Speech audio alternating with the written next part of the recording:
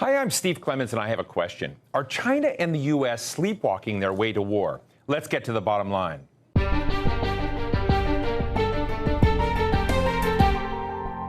It's obvious that we're already in the middle of Cold War 2.0, with Russia and China on one side and the West on the other. This is happening in real time, folks. Russia is openly challenging NATO with its incursion into and threats against a sovereign and independent neighbor, Ukraine. But let's take a step back for a moment. Russia needed to cover its flank with China to do what it's doing. And Russia's economy is Lilliputian compared to China, whose GDP is 15 times bigger than Russia's. Within just a few years, China will be the world's #1 economy, and its influence is spreading worldwide, mostly at the expense of American global leadership. President Joe Biden is desperately trying to beef up alliances in Asia and retain an American-led world order. But is it working? And is there a way to keep U.S.-China competition from heating up into outright war down the road? My guest today says there is a way. He is Kevin Rudd, the former Prime Minister of Australia and current president of the Asia Society in New York. His book is coming out next month, and it's called The Avoidable War: The Dangers of a Catastrophic Conflict Between the United States and Xi Jinping's China. Former Prime Minister Rudd, Kevin, it's great to see you. Let me just ask you, you set up a stark question. As we look back in history, and we've seen the history of rising powers and falling powers, deflating powers, very frequently there is a defining conflict between them. And you believe that that kind of war is avoidable between China and the United States. Can you share with us your thoughts? Well, thank you, Steve. Yeah, my friend and colleague from Harvard University, Graham Allison, put out a landmark study in around about 2016 entitled Destined for War.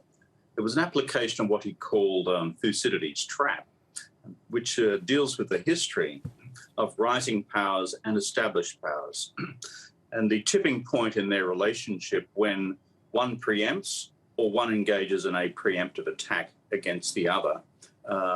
So therefore, Graham's study looked at some 16 case studies in history, found that those that he looked at, 12 of the 16 resulted in war and 4 did not. So the answer to your question is, history tells us there's a large predisposition for this sort of strategic competition to end up in armed conflict. But history also tells us that there are exceptions. But in order to make the exceptions work, you need a strategic mechanism, a strategic framework in order to prevent that outcome. And that's why in the book and the work I've done over recent years through the Asia Society, I advocate a doctrine of what's called managed strategic competition. It's not kumbaya hand-holding, far from it. It's realist in its nature, but it also goes to the machinery that's necessary to allow strategic competition to occur, but not with ultimate recourse to blowing each other's brains out. Well, Kevin, you're one of the few people that I know who knows all the parties involved. You speak Mandarin. You've spent a lot of time in Asia. You were a head of government in Australia, dealing both with the United States and China.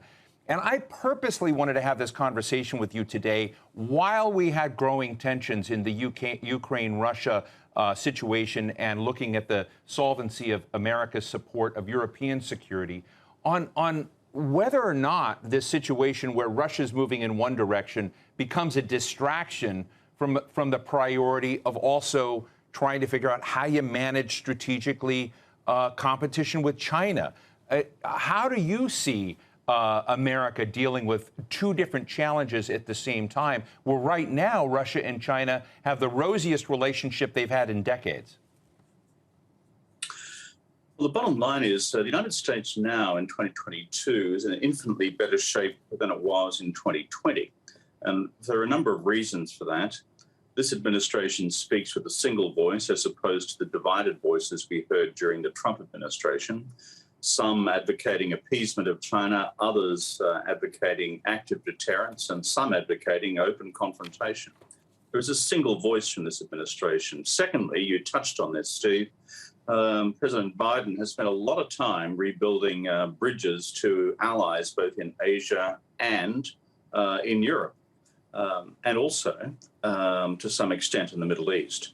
Therefore, that repair work is well and truly underway. And thirdly, the Biden administration has brought about a new piece of strategic architecture. It's called the Quad, linking Japan, India, Australia, and the United States.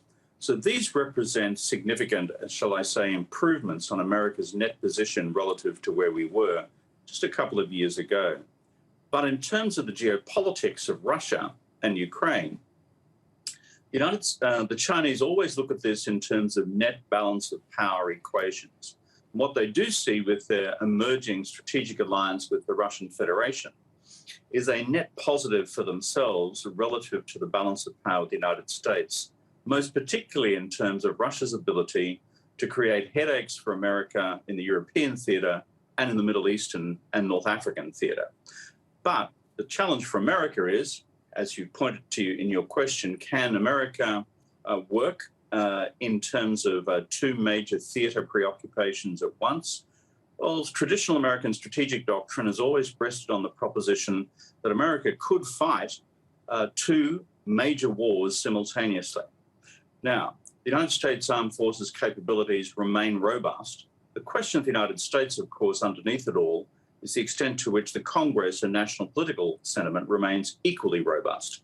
And that, I think, is an open question.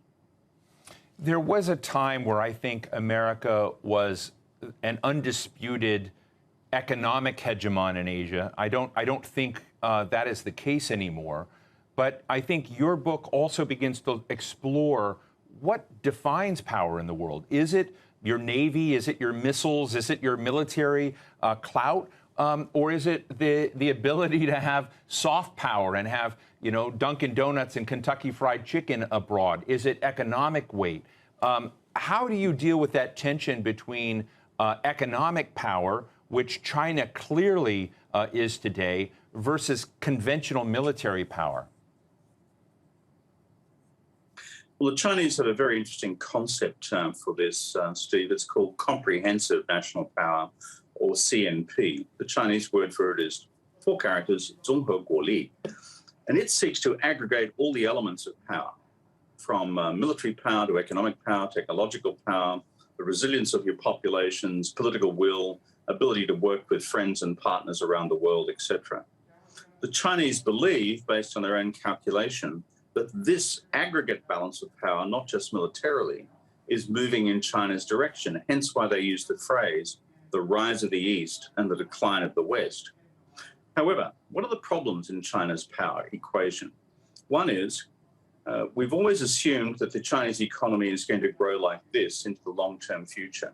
Well, there are signs of some level of faltering growth within China induced by some domestic policy missteps. And furthermore, we still don't know the shape the Chinese economy will have coming out of its isolation from the pandemic. But also there is a second problem for the longer term future as well. And that is China still remains significantly behind the United States in key categories of technology, most particularly in microchips, semiconductors, where the United States and its partners and allies in South Korea and in Taiwan still have a significant advantage. So therefore, the Chinese are not about to move anytime soon, for example, in relation to Taiwan, because they do see and recognize that while the trend is with them, there are still many holes in their sails. If you were president of the United States or advising President Biden, what would be some of the things you would do? You talked about AI, you talked about technology in a moment ago. Should we be doing more on that front as opposed to looking at, military confrontation in the region? Well, the truth is, Steve, if you're president of the United States, you've seriously got to walk and chew gum at the same time. That is, make sure your domestic house is in order, the strength of the American economy, the power of its technology, the resilience of its body politic, while at the same time attending to long-term external strategy and the international balance of power. You don't get to choose which of those you're going to attend to. But I think the second thing is this. There is a lot of negative talk about America's ability to, frankly, reconstitute its economy after some of the battering that's occurred through the pandemic. What I've seen through post-war economic history is a long history of America's capacity to rebuild itself. Yes, there's a current macroeconomic problem, which is inflation. But the key challenge is to ensure that the drivers of America's technology advantage continue, that its manufacturing remains robust, and that its R&D effort out there, research and development effort, remains at the forefront of the world.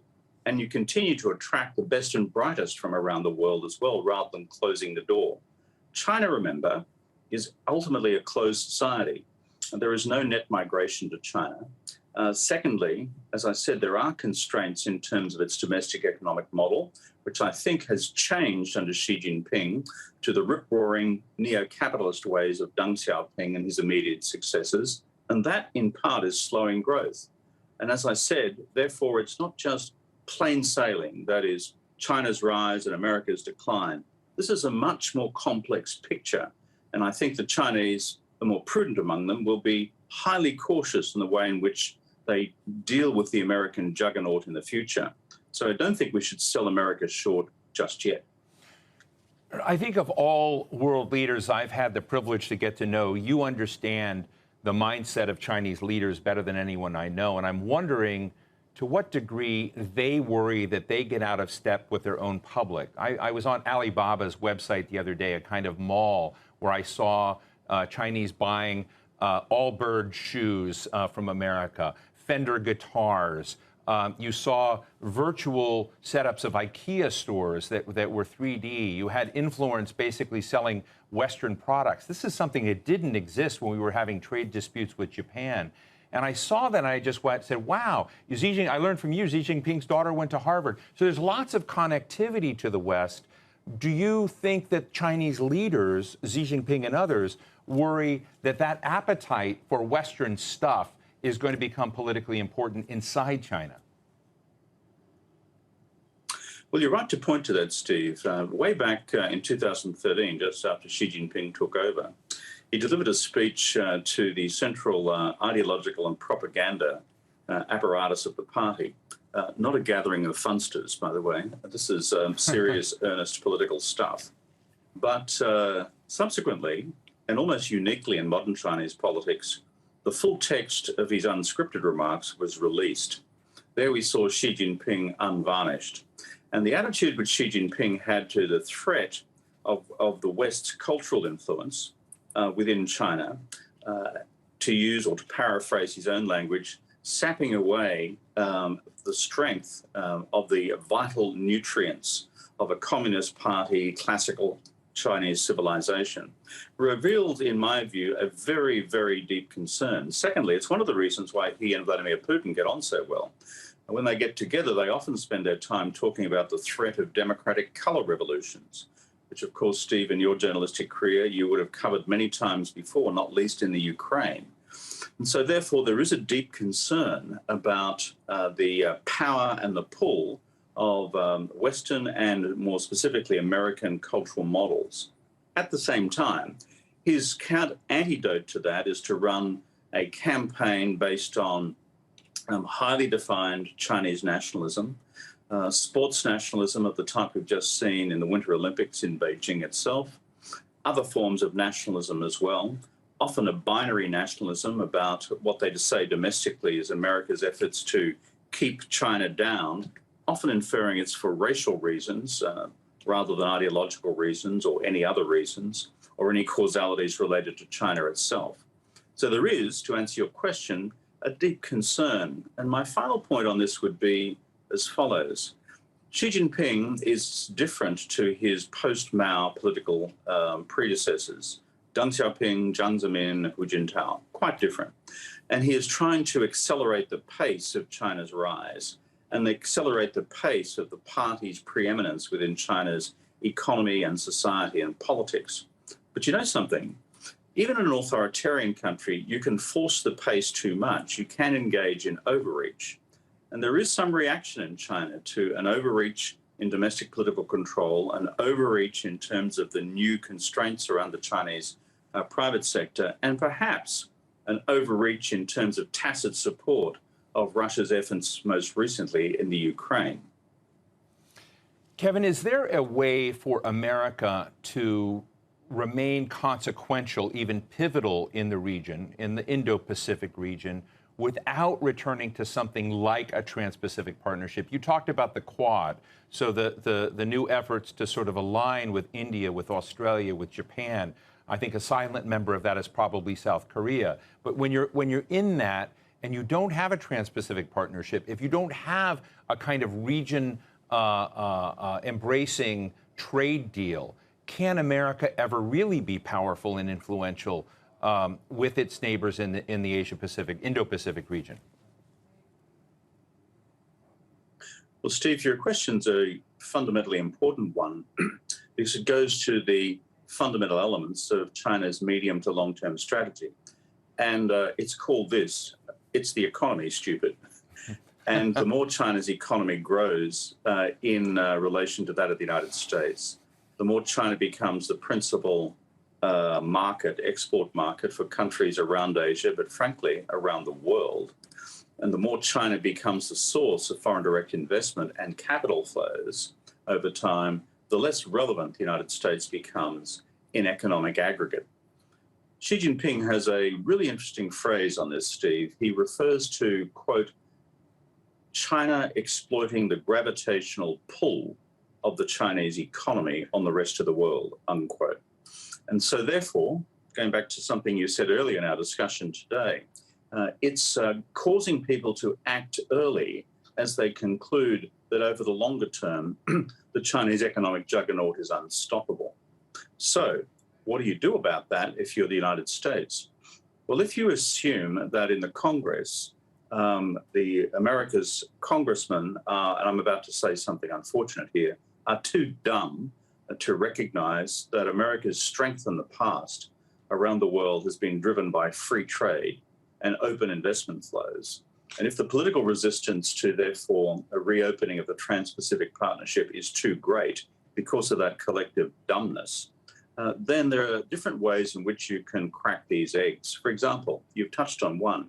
Can you turn the Quad into the beginnings of a new form of open trade architecture in the wider Indo-Pacific? Remember, India at present has historically been quite protectionist.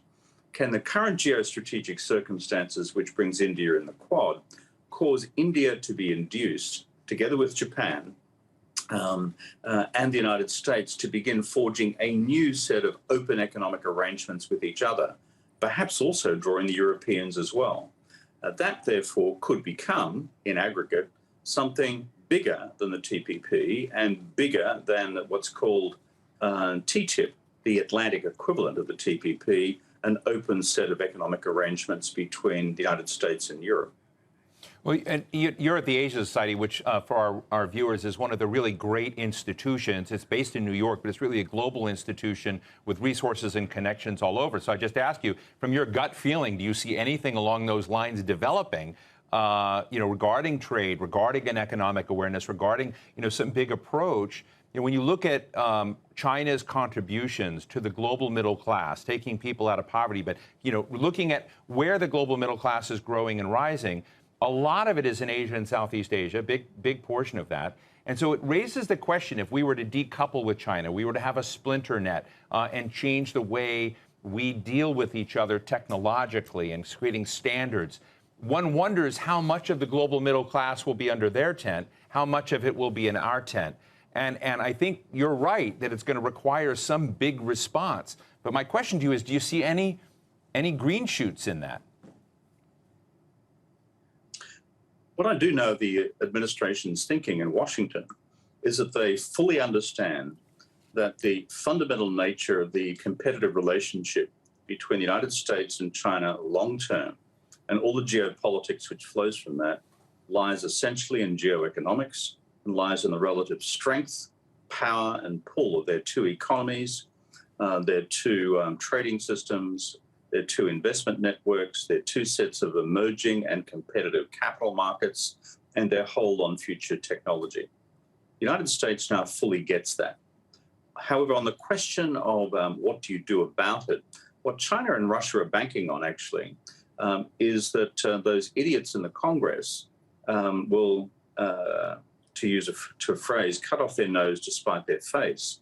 That is, believe that for local protectionist impulses, particularly induced during the Trump period, that the smart thing to do is to continue to shut the American economy down to external competition or, frankly, acts of external openness to global markets, because that serves your ability to get yourself re-elected in 2 years' time as a member of Congress, as opposed to taking a strategic view, which is throwing open the doors of the American market once again to open trade and investment and technology flows, and America once again becoming the destination point for millions of migrants each year.